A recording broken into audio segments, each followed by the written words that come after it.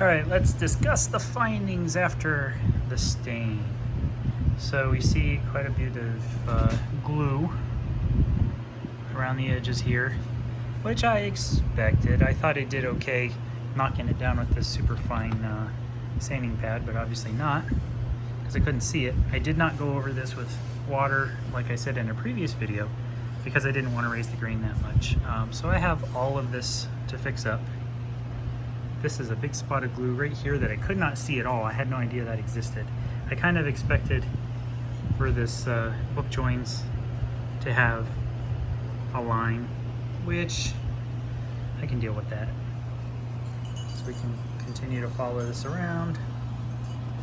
This is the only place I'm really like, why is there glue there? And it doesn't even stain in here. So I think it's because when they put the layers together, it seeped out. Big little chunk there. Here. Overall, not too bad. You can see a little bit where this is where I did that repair, and I did have to wipe a little bit of glue. This was here. This is not from me. I can fix that as well. Everything else looks okay. This has been on for about 10-15 minutes. I'm going to let it dry for about 2 hours before I sand down this layer and maybe do a second coat. We'll have to see how it looks. I saved my mix here. This is 3 milliliters black TransTint dye to 4 ounces of denatured alcohol. And what I used to do that was just standard syringe. Shoved it down into the TransTint bottle, which, there it is, it's out of reach. Shoved it down into the TransTint bottle, extracted the dye, added it to a nice mixing cup, then took my denatured alcohol and added it to the mixing cup, stirred it with a nice stirring stick, figured out what color I'm going to get. It kind of looks purplish, brownish in the video.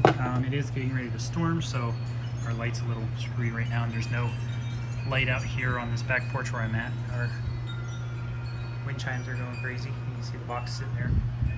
Anyway, I did decide that I wanted to darken the edges of the F-hole. I think that's going to give it a nice look whenever I put the color on top and just have these dark edges in here. I'm not going with a burst effect. At least that's not what I plan. It may end up happening to hide this glue if I can't resolve that issue. I was very careful. I did not tape this off, which is probably dumb. You can see some glue here that I'm going to have to deal with. It's a lot easier to see on the mahogany than it is the maple. Anyway, I will have to scrape the binding as expected. Whenever I go to dye the red on the mahogany, I will have this all taped off so nothing can get to the maple. But right now,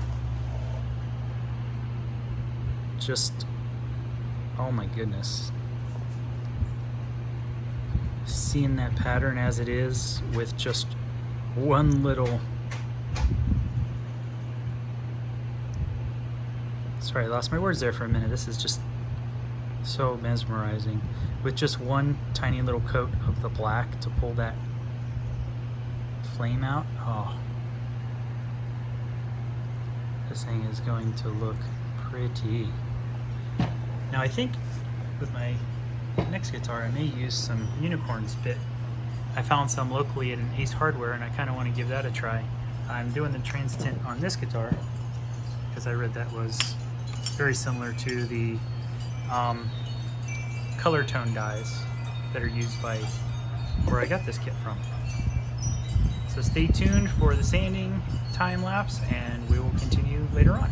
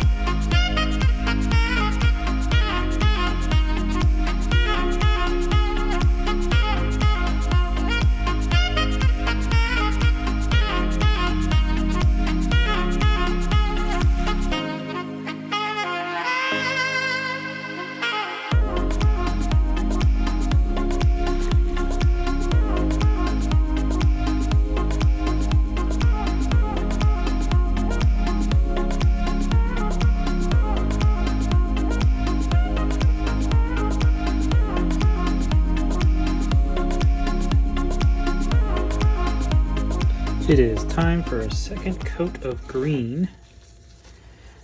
I'll put this coat on today. I'm going to let it sit overnight. Oh, not time yet. There's one thing I need to do.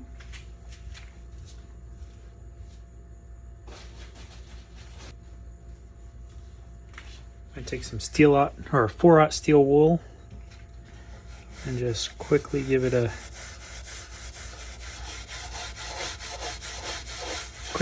little rub down. I like to go with the green, except for where I can feel it catching a little bit, so if I'll go this way, but mostly with the green.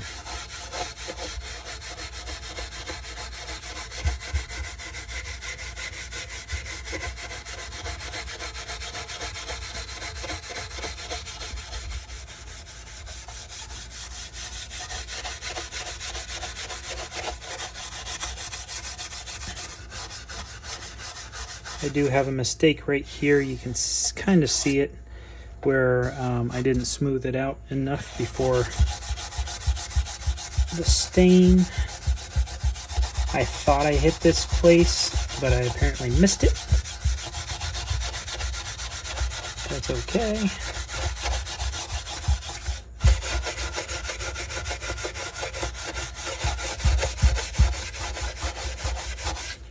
There is still some glue coming through on the edges. I actually kind of like it. It gives it a, it's more transparent in those edges, seeing the natural wood. I'm not gonna burst this, at least I don't plan to. So I'm gonna leave it alone.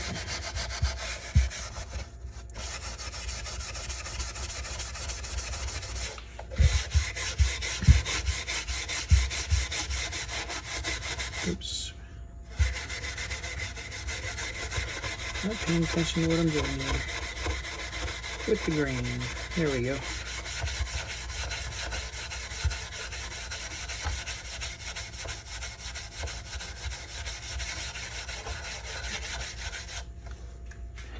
I've read a lot of different opinions. Some say this doesn't matter, it's not necessary. Going over it with steel wool between coats.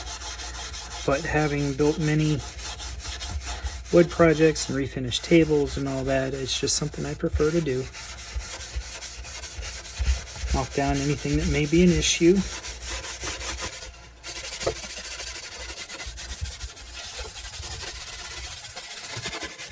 I'm not going to rub this down with naphtha or anything before applying the second coat. I'm just going to take a clean dry cloth over it.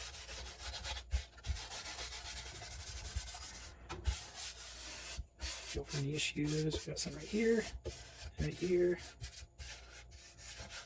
right here, a little bit more right here.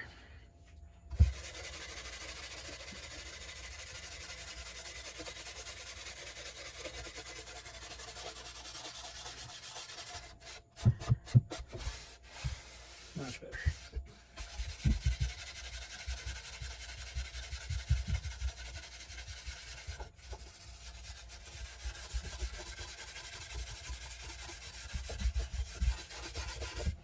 A little bit more right there.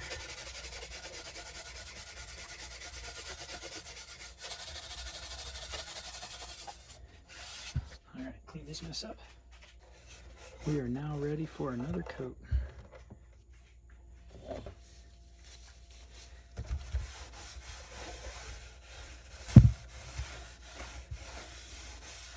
Not catching anywhere, so that tells me I got all the green taken care of that I wanted to. Feels good. Now I keep my colors, I'll get the other one here, keep my pre-mixed colors with their rag that I used in a mason jar, labeled how I mix them. So the green was 5 ounces of denatured alcohol to 3 milliliters of green. The black was 4 ounces denatured alcohol to 3 milliliters of black. I didn't want the black to be super dark. I wanted to have more of a grade effect. That's why I didn't add more than 3 milliliters of black. The green knowing that there's going to be many coats, didn't need to be any more saturated with the coloring. Oh, now if I can get it.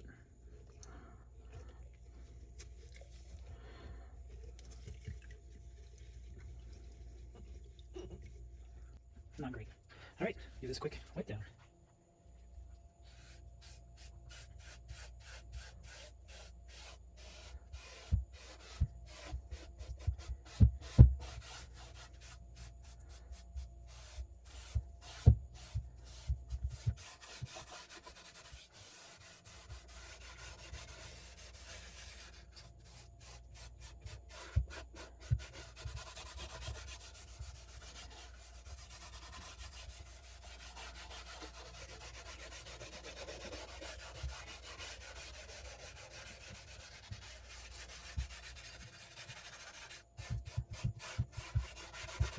This rag is plenty saturated for me to go all over the body of the guitar. Add some F-holes.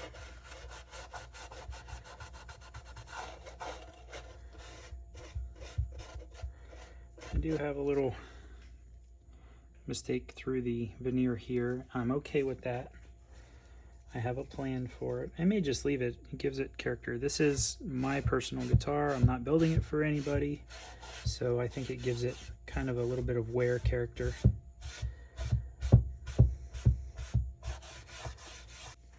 I'm being very careful not to go past my binding. I'm being very careful to only touch certain parts of the guitar. And that is going to be the final coat for today.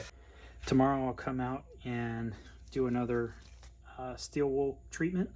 Give it one more coat of green. It's going to darken it up a little bit more, pop a little bit more in some places, and then we can mask it off and get it ready for the red that's going on the back.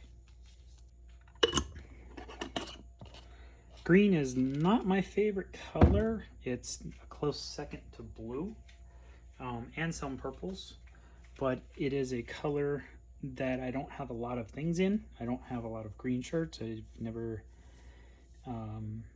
yeah, I don't have a lot of green shirts. I don't have a lot of green accessories, so I wanted something green.